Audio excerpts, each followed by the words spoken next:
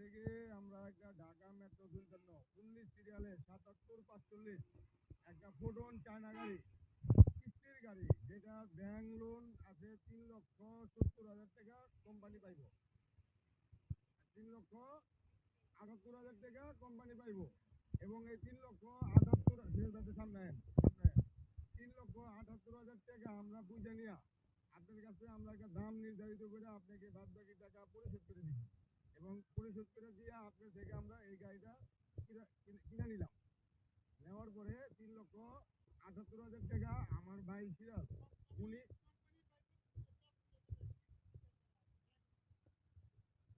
মানে bank loan bank company পাইব। আচ্ছা 3,78,000 টাকা পাইব আপনার এই গাড়ি বাবদ কোম্পানি আপনার কাছে। এখন এই টাকাটা ওনারা বুঝাই দিয়েছেন, উনি এই টাকাটা পরিশোধ করবেন কিস্তির মাধ্যমে এবং বাদ বাকি আপনি যে টাকাটা দেওয়ার কথা উনি আপনার টাকাটা বুঝাই দিয়েছেন। আপনি টাকাটা বুঝে পাইছেন?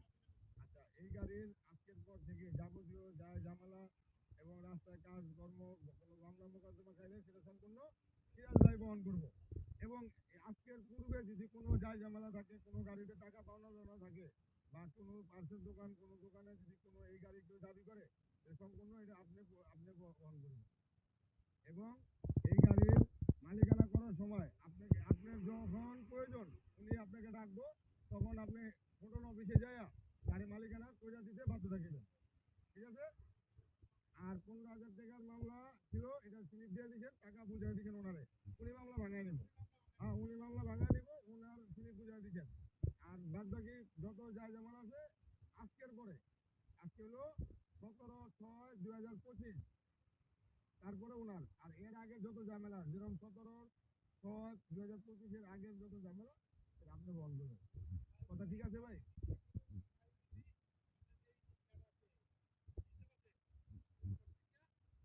আপনার ইসলাম ইসলাম আমার কথা শুনেন।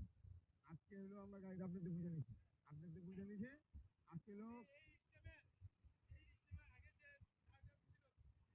আপনি আপনি না না আমরা হলো গাড়ি নিছি আপনাদের 17 আজকে কথা বুঝেন গাড়ি আপনাদের বুঝে নিছি 17 আজকে হলো 17 তারিখ 17/6/2025 এর পূর্বে ঝামেলা আপনার এবং ব্যাংক যদি 3,78,000 টাকার বেশি টাকা দাবি করে বা টাকা পায় ব্যাংকে যায় তখন এই টাকা কিন্তু আপনি পরিশোধ করবেন।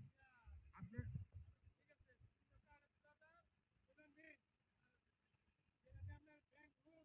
আপনার যদি এটা বকে লোন যখন যদি যায় লোন কি ব্যাংক কিন্তু 3,78,000